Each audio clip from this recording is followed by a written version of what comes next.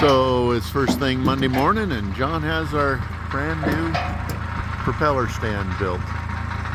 So we'll get this unloaded. I don't know if we're gonna, I think we'll probably paint it. Thanks, John. Get this unloaded. So a few weeks ago, you guys may remember that I tried to do a video with John where we talked about the lights in the airplane. Well, there was parts of that got cut out because the microphone screwed up. Well, John's back here again and want to talk about the lights in the cabin. So let me turn this around. Okay, so I got John here. We got the exterior lights, the shop lights in here so he can see what he's doing. But he's going to give us a little explanation, and then he's going to shut off the lights and show you what happens in the cabin when we walk up to a cold airplane. So go ahead, John. Okay, there are actually three different elements to lighting in here. There's what we call a cold entry light, which is a light that's as you come up the stairway. There's a switch on the left-hand side you flip on, which gives you the lighting to continue moving about in the cabin. And it's dark in here. But interior here, there are two actual compartments that we call the flight engineering compartment, which is the one I'm sitting in right now. Other compartment in the back for passengers, and it has its own set of lighting. They're all controlled from this panel on the side, which the flight engineer has all the control for. So I'll kind of demonstrate what goes on. I'm going to turn off the exterior lighting, and Bob's going to reach up and flip the switch on for the cold entry light. So here we go. See, that's just a soft light, so when you get in, you don't bump into stuff. You at least know where you're going. In order for all this to work, the batteries obviously have to be connected, and the batteries have to be turned on up in the cockpit overhead panel. And that's all done. Then we have access to all the controls on this panel right here. So to be clear, we've got this light comes on with a switch that also lights the landing gear bays, That's or right. the landing gear bays. And then once you turn this light on, in order to turn on the lights in the cabin, you have to go turn on the battery switches in the cockpit. In the overhead panel, Okay. yeah. Once that's all on, then we can start activating what's going on here in this area. So this upper row is not currently used. Down here we have two areas. This is the lighting in the back for the passenger cabin, and it has two levels. This level is called bright, and when we actually start flying, we ought to dim them down. We just flip it, a dimmer level. The other thing is, when I flip another switch in the back there in the cabin area, what happens is the individual reading lights on the seats are able to be activated. They each have an individual switch, just like on an airliner. So if you flip a switch, overhead switch, you should have one of the reading lights come on for that seating area. So that's cool. So here in the flight engineer cabin, we have the same type of lighting system, but on the same switch, we have what we call the overhead lighting, which is broad lighting for doing whatever we need to do. And then we settle down when we want it to not be so bright, we flip it the other way, and we have overhead lighting just like in the cabin for reading. And all these are controlled from the same panel. And it's actually really quite nice when you walk in and you can turn all the lights on. Everybody can load, do what they need to do, then they can tailor their own environment from their seat. So that's kind of how the lighting works in the back here. Loading, flight engineer, and passenger compartment. Cool. All right, John, thank you very much. And we'll get busy and go to work. Okay, so we've got all of the back end of this aircraft inspected and made sure all of the safeties are in, and we're about ready to put the tail cone on. But one thing I wanted to demonstrate for you, hold on. Remember I talked about these latches up here. Well, those are the locks for the elevator and the rudder. And so you see all this mechanism going back and forth. There's the rudder and there's the elevator. Now Jan's going to lock up the control surfaces. All right, Jan, go ahead and latch it up. Are you in latch? Okay, and then bring the rudder over and it latches and you can't move it. And then the same with the elevators. Oh, come on, there we go. All right, it's all latched in. In addition to those control surfaces latching, there's also a drum behind the pilot that controls the ailerons, and that latches, and it also will bring an arm down that will lock down the throttles so that you can't advance the throttle. So you have to unlock the control surfaces in order to move this aircraft. Anyway, it's a really cool feature, and it works, and I love it. And now we'll put the tail cone on. Okay, Jan's gonna unlatch this, and go ahead, Jan.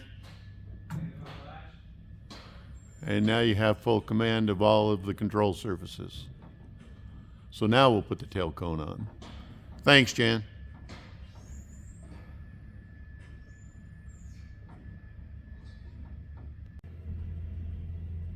So we've been lubricating the cables, and I thought that you guys might like to see what goes on as far as trim goes. We're looking at the rudder trim control. That over there is the aileron trim control, and that's the elevator trim control. Anyway, so Jan's gonna run this. This is the rudder control, and it's really cool because it's got a bunch of gears in there. It's like a coffee grinder inside. So Jan's gonna run that, and what it does, if he winds it all the way to the end, you'll see a pin pop up, and that will stop that pin. Hold on just a minute. That pin right there is going to pop up and stop the travel of the handle. Go ahead, Jan. Okay. And so go ahead and bring it back to neutral.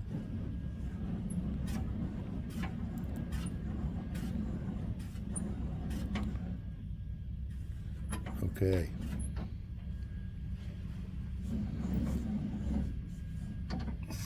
There's neutral there.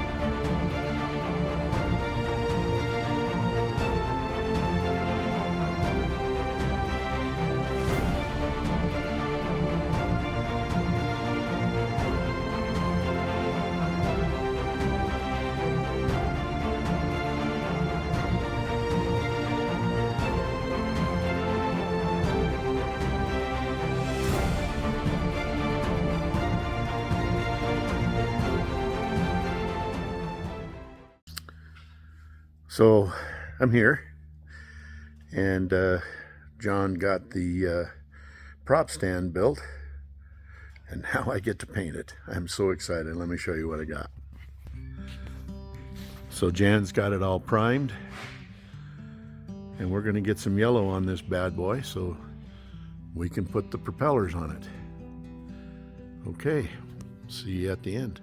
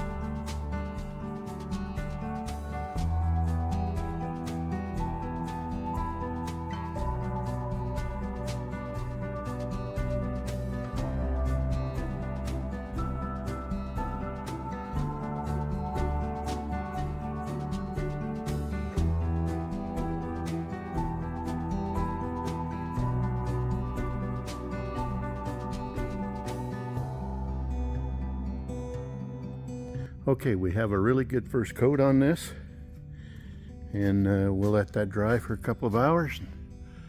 We'll go ahead and get a second coat on it, and then we'll almost be ready to put propellers on it, but that looks a whole lot less evil than it did a few minutes ago. Okay, start of another day here at the hangar. Dave ordered tires the other day, which means pretty soon hopefully we can put this beast up on its real feet. But to do that, we have to overhaul the brakes. Let me turn this around. So years ago, when we took the landing gear out of the landing gear bays, the first thing that came off was the tires, and the wheels are over in that corner over there. So here's the nose wheel, and it comes in 2 halves, which makes assembly a whole lot easier than split rims.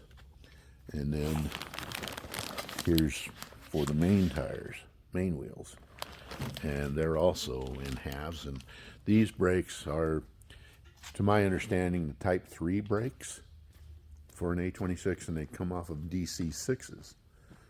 Well, while we were doing the wheels, we were also prepping all of the parts for the brakes. And there's a load of them. There's 3 pistons in each caliper. There's a puck looking thing which actually snaps into the piston like that. And then you've got these that snap into the caliper itself.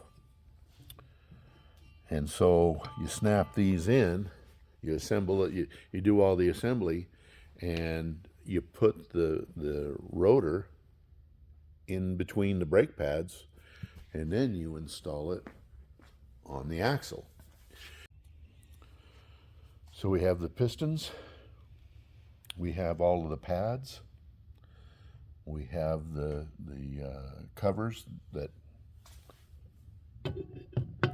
when assembled will be in the brake calipers. We have all the O-rings, we have all the mounting hardware, the hydraulic fittings to hook up to the brake system in the airplane. We have a lot of small parts here that will go in each one of these pistons, and we have some special tooling to assemble all of this stuff. At that point, you can then install the tire, because the tire will integrate with the rotor. So those are our original rotors, the first 2, and they are wore out. Dave was able to find some surplus NOS, new old stock, the 2 behind, and so we'll be putting those on, and the tire will be the last thing to go on the axle after the brakes are installed. So we'll see how that assembly goes.